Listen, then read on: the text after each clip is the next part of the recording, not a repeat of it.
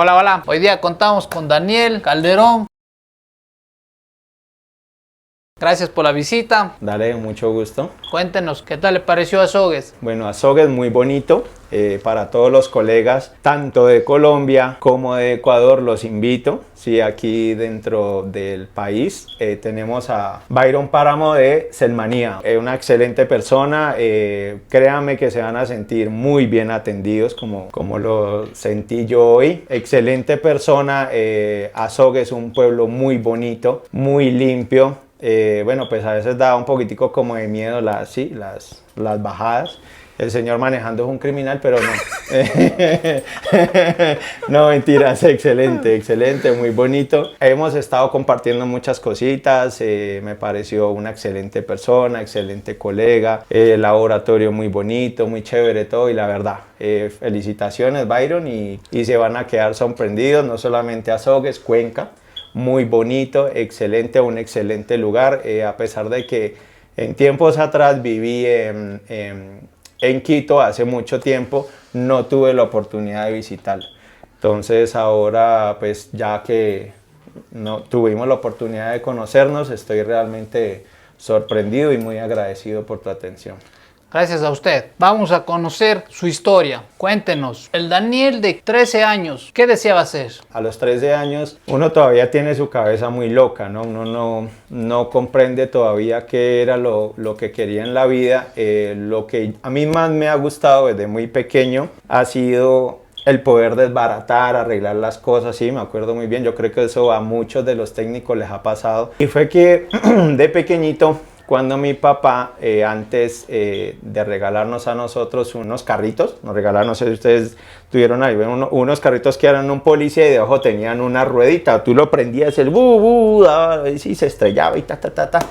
En aquellos días yo vi que mi papá nos iba a dar eso a nosotros de Navidad y yo vi que el hombre lo escondió en una parte, ¿listo? Mi forma... Yo dije, ¿qué es eso? ¿No? Nunca me regalaron nada, eso fue primera y única vez.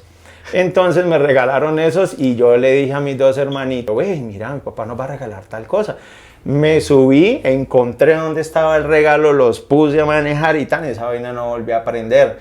Y yo, Dios mío, dañé el regalo de Navidad, ahora yo qué voy a hacer. Entonces lo primero que fue cogí un cuchillo, lo destapé y me di cuenta que eran de pilas. Entonces saqué la pila. Le dije a mi mamá que me regalara un dinero y fui y compré la pila, pero resulta que el mío funcionó y el de mi hermano se dañó. No, entonces lo que todo el mundo tiene miedo, pues no, yo qué le voy a decir a mi papá o cómo voy a hacer o si mi papá me mira y eso se dañó y vio que ya el regalo fue abierto.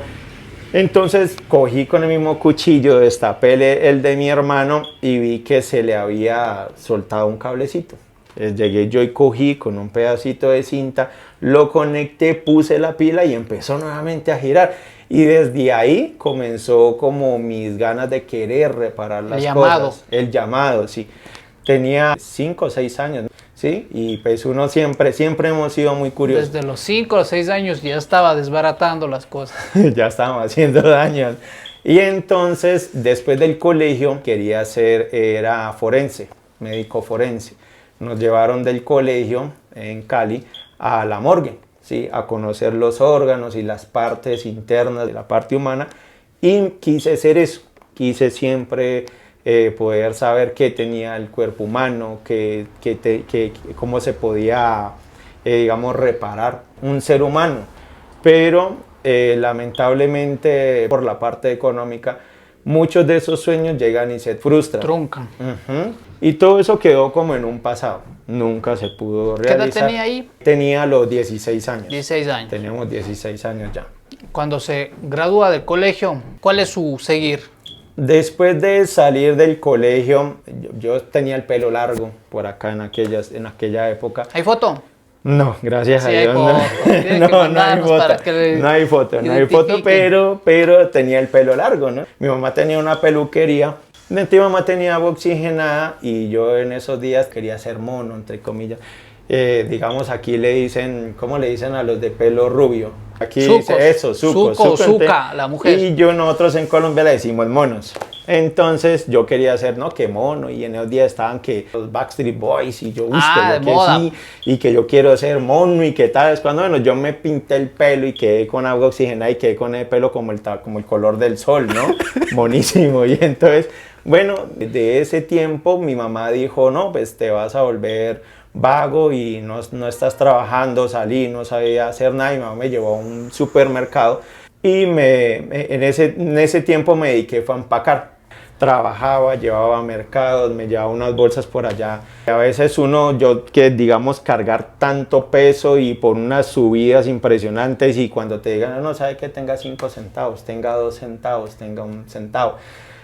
Y eso para mí era, digamos, uno se sentía frustrado, porque usted quería vestir bien, Desvalorado. quería tener una buena pinta, como dice uno, su buena camisa, su buen jean, todo eso, y no lo podía. Y a pesar de que después de un tiempo se empezó como a mejorar la cosa, quise como cambiar de eso. De ahí aprendí a coser, aprendí a manejar maquinaria, aprendí a hacer jeans, manejaba máquinas, pero empecé por el punto de que me gustaba desbaratar las máquinas y repararlas yo mismo.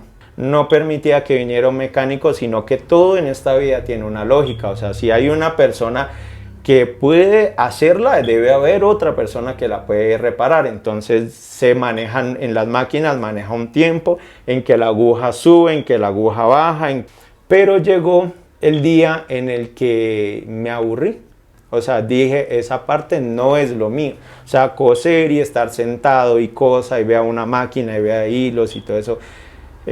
Trabajando para otras personas, después trabajé para mí, tuve mi propia maquinaria, tuve unos empleados armándolos, pero yo decidí un punto en el que realmente no me llenaba y me sentía aburrido. Y en aquellos días compré un Siemens, el A71. Y entonces se lo llevo yo a un amigo y digo yo, mira que es que este equipo en aquellos días era Comcel, pero yo lo quiero pasar a Belsau. Así me dice, pero tienes que abrirle banda. Entonces yo le dije, ¿cómo así? ¿Qué es abrir banda? No, abrir banda tienes que destapar el equipo, tienes que cortar una línea, tienes que meterte en un aparato, programarlo y tanto, que eso te vale 200.000 pesos. Y yo, 200.000 pesos. Entonces hablamos un aproximado de unos $50. Entonces le dije, no, yo no lo pago porque no valía la pena. O sea, era un teléfono que no era tan costoso para lo que valía las bandas. Bueno, pero el rubro era muy pequeño, nadie sabía qué era una caja, nadie sabía qué era abrir una banda y era muy pequeñito. Entonces comencé como a mirar cómo se abre la banda, mirábamos un foro, mamá me decía tienes que comprar una caja, hay un programa, pero tienes que ir a tal punto y tienes que hacer un test point. Entonces yo, un test point, ¿y qué es un test point? Y era rasgar una pistica para poder Haces conexión. hacer una conexión, conectabas el cable, enviaba los datos y desbloqueaba. Claro, yo dije bueno, mire, pero en esos tiempos no había lo que era ahora, que tienes un trinocular con visión. No, o sea, tenías que tener visión, la de Superman.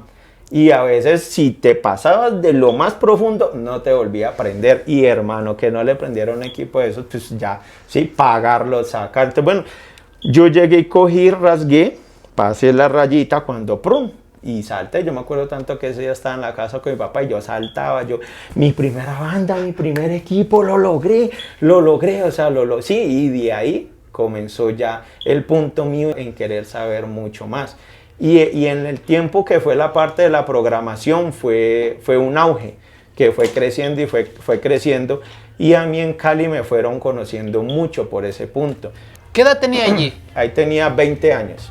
A los 20. ¿Cuál fue su primera herramienta?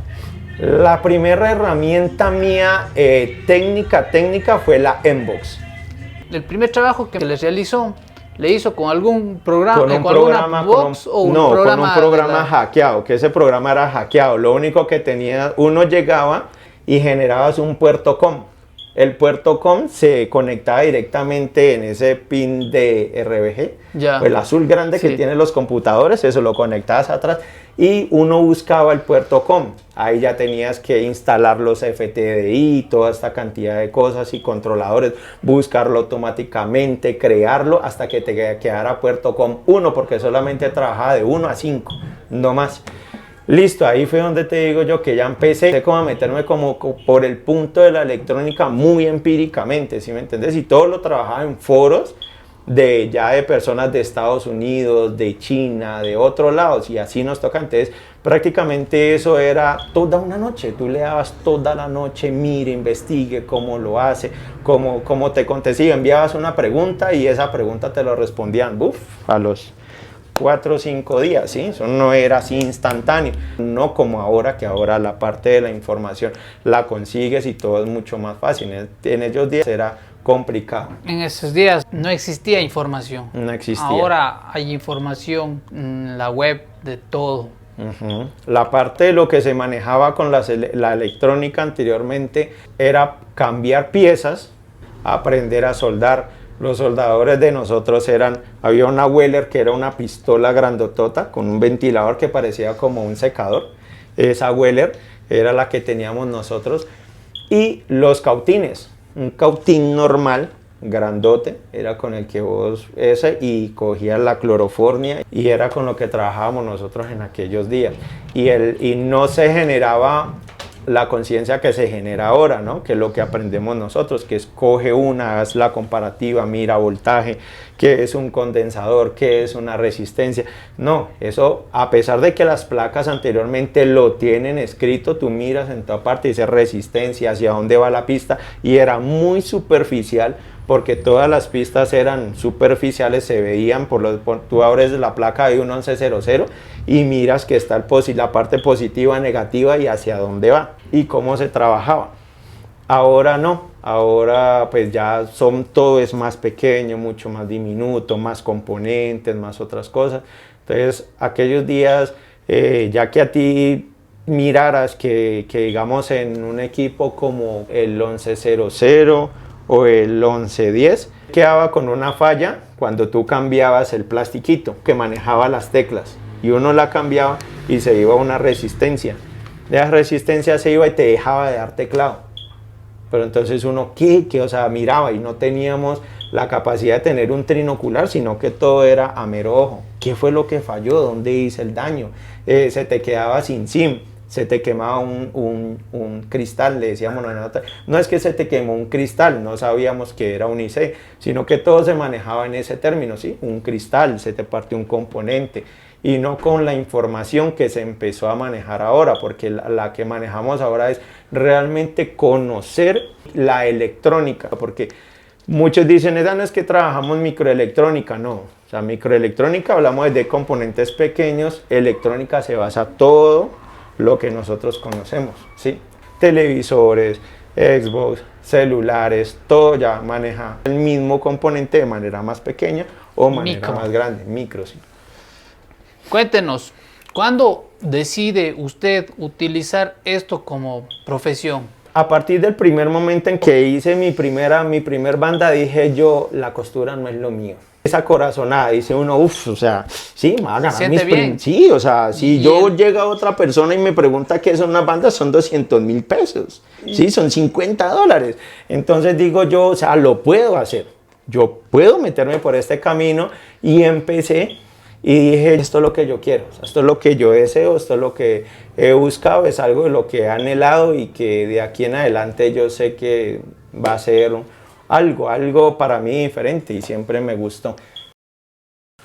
¿Qué obtiene un cliente de Daniel Calderón cuando ingresa a su empresa?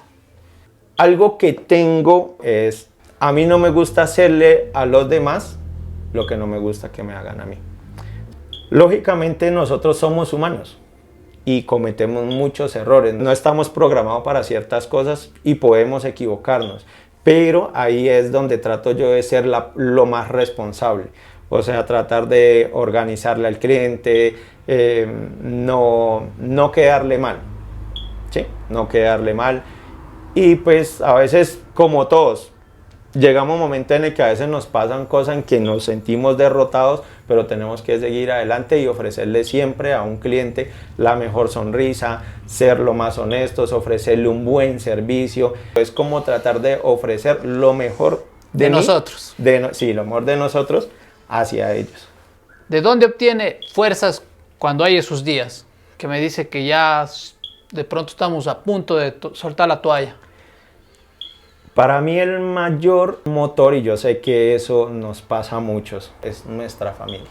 Sí, eso lo he hablado con muchos colegas, con muchos amigos, porque tú por lo menos sabes que quieres llegar a tu casa con algo bonito para tu hijo, para tu hija, para tu esposa, tener un buen lugar donde vivir, estar en una parte cómoda, poder tener tu buen carro, poder tener tu buen apartamento. Mi familia es el motor, o sea, son como mi mayor inspiración, y hay momentos en el que uno siente llorar. Llega momentos en que son muy frustrantes, pero son mi mayor motor. Entonces yo estoy así, vuelto a mirar atrás y digo, no, tengo que seguir, tengo que continuar. Hay muchas cosas y sé que muchos de nosotros hemos... Hay que ser resilientes. Hay días que no nos gustaría levantarnos de la cama. Para nada, para nada. A veces, como decimos nosotros en Colombia, tenemos unos chicharrones que uno dice, ay Dios mío, sálvanos o cómeme, porque es que, sí, dice uno... Llegó un cliente y el cliente llegó con tu teléfono bueno, sí, con toda la expectativa, y lo monte, ¡pum!, se apagó. Y cuando vas a ver, vas a intentar hacer lo que más se pueda, y cuando vas a llegar hasta el último punto, no voy a bajar el procesador, y se te fueron todos los pads. Y eso lo hemos hablado con muchos colegas. ¿Y ahí qué hago? Esto pasa porque llegan los dispositivos manipulados, mal manipulados. Normalmente sí, o sea, normalmente eso lo hemos estado hablando con muchos colegas. En estos días estábamos, lo que te comentaba, hubo un post de un amigo y él lo colocó y mandó el problema a eso. Entonces yo inclusive respondí, dije, yo pensé que a mí era el único que me pasaba eso, yo pensé que yo era el único que me sentía mal por eso. Porque uno en esta profesión, después de que te das los cursos, estás con uno, trasnochas y buscas, si yo quiero tener la perfección, llegar a un punto de la perfección, y no existe, ¿sí me entiendes? No existe. Y entonces tener que decir vos, Dios mío, no quiero tener problemas con el cliente, su información se perdió, no hay manera de poder recuperar lo que hice, y tienes que sacar de tu bolsillo y pagar otro. Es duro, ¿sí me entiendes? Demostrando responsabilidad. Exacto, y no me ha pasado a mí. Eso es algo que lo que te digo, queremos llegar al punto de la perfección, pero no lo logramos. Hay que lograr entender que eso no existe en la profesión que nosotros tenemos en este momento. Pero sí hay la manera de poder evitarlo, ¿sí? Pero uno se frustra. Porque nosotros siempre tenemos el punto de que yo quiero ser mejor que él, quiero ser mejor que este, quiero ser mejor que el otro, quiero destacarme por esto y por lo otro, y quiero, sí, que me vean, sí, como un superhéroe. Pero realmente el punto de ser un superhéroe no existe. El joven de 21 años, ya después de activar un dispositivo, ¿cuál es el seguir? De ahí empecé a investigar lo que seguía en adelante, porque estaba Siemens, estaba Nokia, salió Motorola. Motorola salió con muchos dispositivos, salió el B3, el Black, el Silver, empezaron a salir todo eso. Entró Sony con sus dispositivos, ¿sí? Sony. Estaba otra marca, no recuerdo bien, otra marca que muy bien que había en esos tiempos. ¿BlackBerry? No, BlackBerry todavía no, BlackBerry fue ya realmente ahora, ¿sí? BlackBerry marcó un punto en la diferencia de la comunicación, pero es algo un poco más nuevo. Empezaron a entrar dispositivos que cuando tuviera una cámara de 1 megapíxel, eso era guau, sí, eran cámaras VGA, y tomar una foto y que tuvieras... ¿Qué? 2 megas de almacenamiento, eso era, 2 megas era impresionante. O sea, el B3 venía, y yo me acuerdo mucho que el B3 Silver tenía muy poca capacidad, y nosotros le ampliábamos, entre comillas, la capacidad, y lo volvíamos Black para que filmara, no, que ya grabara un dispositivo, era una cosa loca. ¿Cuál era el procedimiento para ello? Nosotros le pasábamos el software, cambiábamos el software de Silver a Black. Ah. ¿Sí? Y uno, por medio de un programa, tú llegabas y eliminabas información que tenían ellos internamente, eliminabas aplicaciones, eso, cantidad de cosas que no se utilizaban, las borrabas y lo dejabas lo más estándar para que él subiera a 10 megas, o sea, 10 megas. O sea, le cambiaba el firmware y de allí adicional eliminaba las aplicaciones de pronto innecesarias, a veces venían de compañía. Sí, pero si tú no lo sabías hacer, ibas a tomar una foto y te pausaba, o ya el equipo se quedaba como que pensando y había que saberlo hacer. Y entonces para nosotros eso era un wow. Y de ahí en adelante el B3 tenía el B3 te empezó a tener mucha falla porque era un teclado súper delgado, táctil, no era táctil, sino de pulso con LEDs.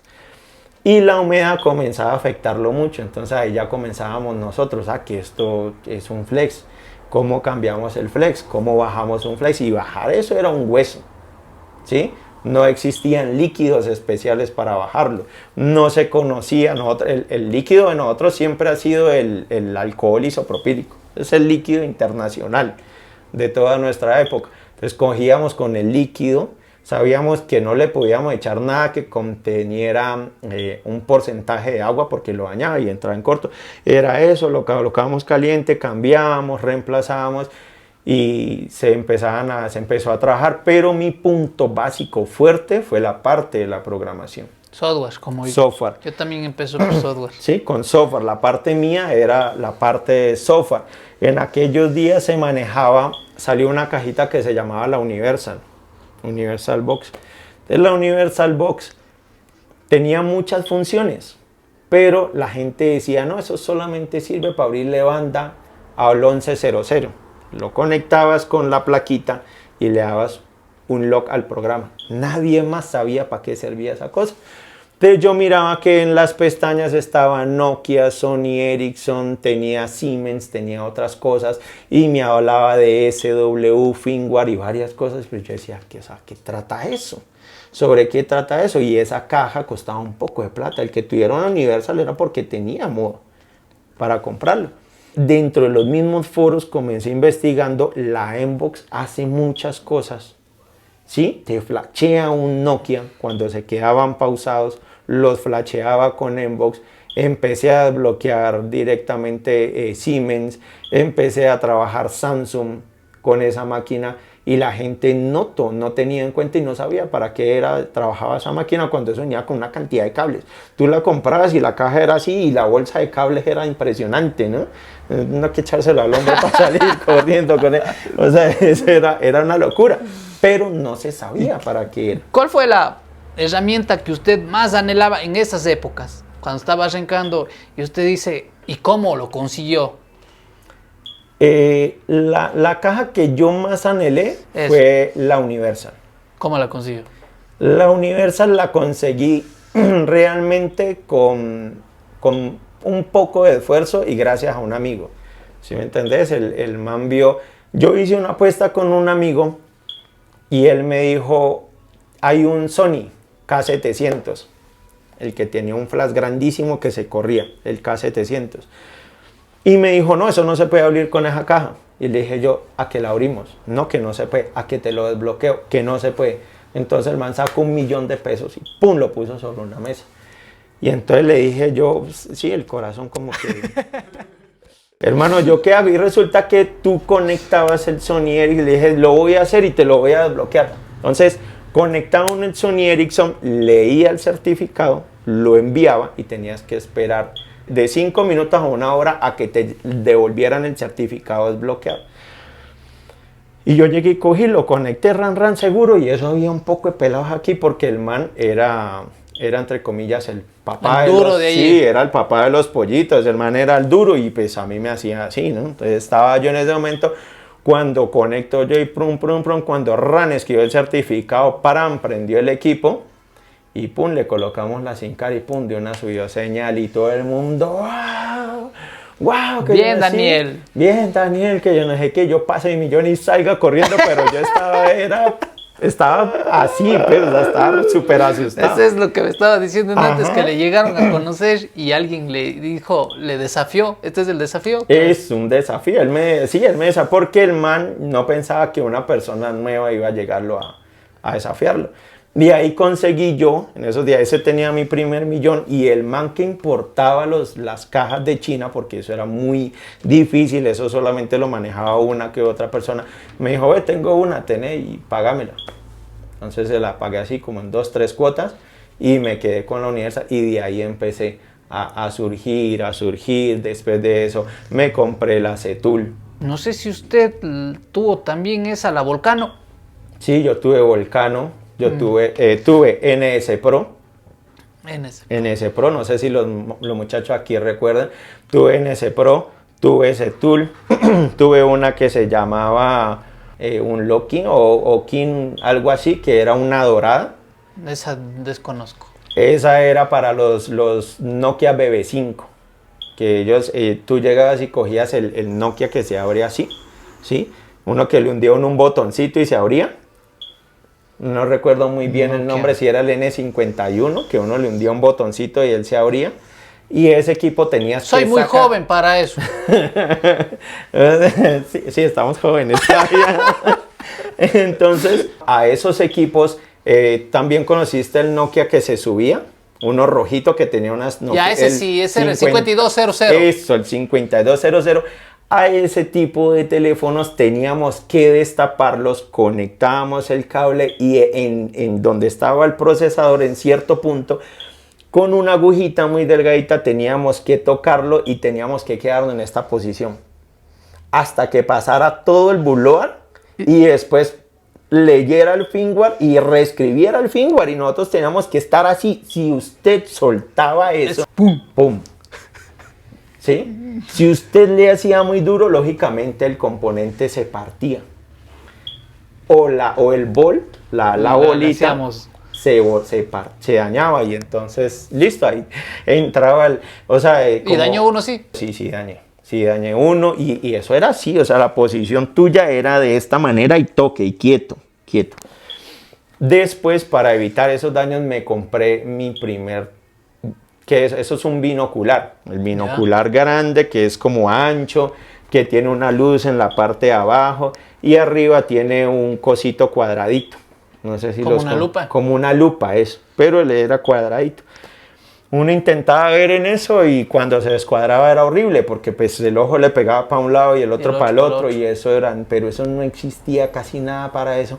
Y claro, ya mi manera de trabajar fue mucho más diferente porque yo ya lograba ver algo que con mis ojos ya era imposible y yo ya veía y decía, no, aquí hay un IC, si esto es un microcomponente y aquí se ve el bol. Entonces, claro, yo ya empecé a hacer los punticos más delgaditicos y ya lo lograba tocar y para mí se empezó a poner un poco más cómodo y eso para mí fue muchísimo mejor desde esos días. ¿Y cuándo usted vio el cambio? Porque realmente eso viene dado por la misma industria, por la misma profesión. Por ejemplo, allí en ese entonces no habían los microscopios que tenemos hoy en día. Pero ¿cuándo usted cambia de software a hardware? Realmente la parte del hardware empezó ya Apple sacó lo que fue, salió el iPhone 2G, el que venía tapa plateada y abajo tenía la franjita negra.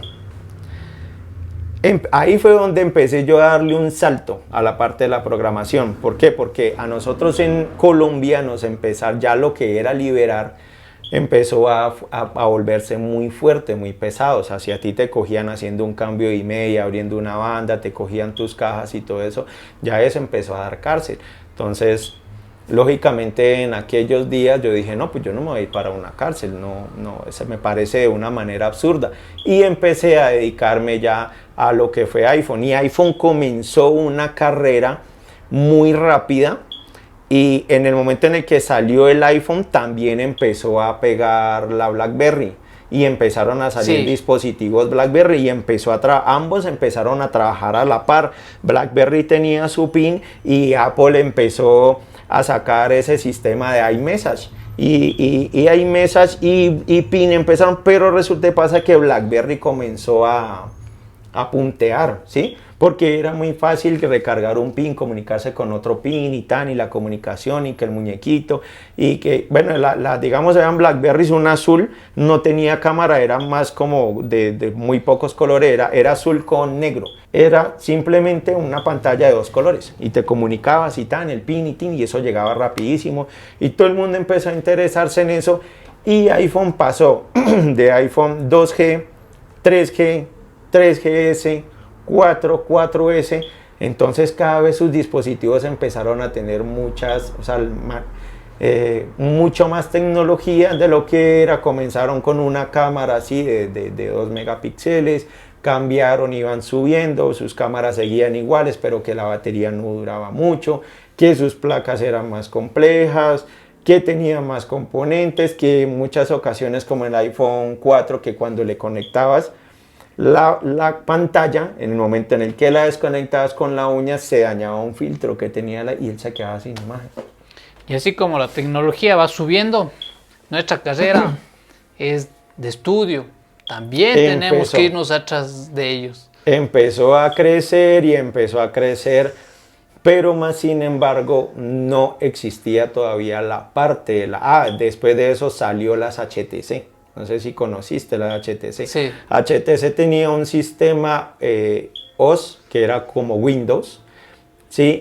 Y Nokia sacó y Symbian OS. Entonces todos empezaron a la par, al mismo tiempo.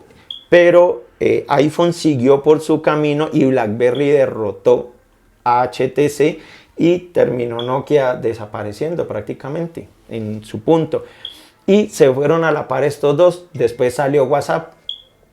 Y WhatsApp comenzó a volverse competencia del PIN. Y me acuerdo tanto que yo para esos días le dije a mi esposa, no, mi amor, ten un iPhone 4, te regalo un iPhone 4. No, a mí no me regales eso, yo odio eso, a mí eso no me gusta, yo con mi BlackBerry, mi PIN, lo soy todo. Y le decía yo, por palabras de un amigo, WhatsApp va a tumbar el PIN.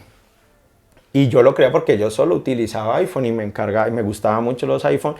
Pues digamos porque la manzanita entre comillas te da tu estatus, ¿sí me entiendes? Entonces la gente no, que un iPhone, pero un iPhone siempre ha sido costoso.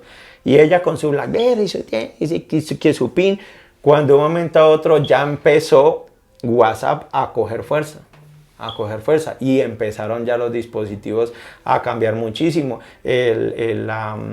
Reparar un iPhone 4 cuando se te quedaba sin batería, que se dañaba el pin de la batería, era muy complicado. La resina de un iPhone 4 era extremadamente durísima.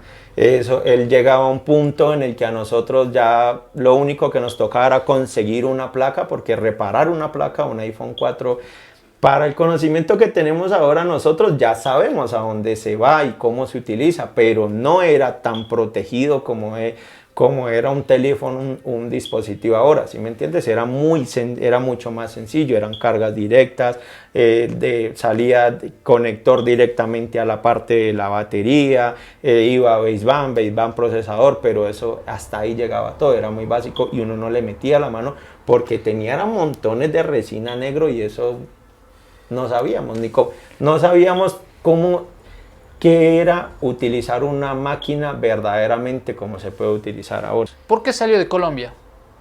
De Colombia salí por ahí, nosotros nos vinimos a trabajar acá en Quito cuando tenía casi 28 años. ¿Por qué razón? El software era muy perseguido, ¿sí? Y si a ti te encontraban con una caja, no, eso cambia email. Independientemente de que no lo hicieras, eso cambia email. ¿Y qué tan difícil fue salir de su país para acá? ¿Cuántas veces lo pensó? Yo lo pensé, o sea, realmente uno lo piensa mucho, ¿sí me entiendes? Porque estás acostumbrado a tu gente. Yo no conocía Ecuador, no conocía las costumbres de los ecuatorianos, no conocía mucho, pero un amigo me dijo, parce, con lo que usted sabe, váyase, que a usted le va bien. Váyase, que realmente a usted le va bien. Y como todo, ¿sí me entiendes? Salir de esa comodidad, de ese punto donde estás, es difícil. Entonces uno siempre le da como que... sí, como que... O sea, tengo que dejar atrás a mi familia y nos vinimos solamente mi esposa y yo.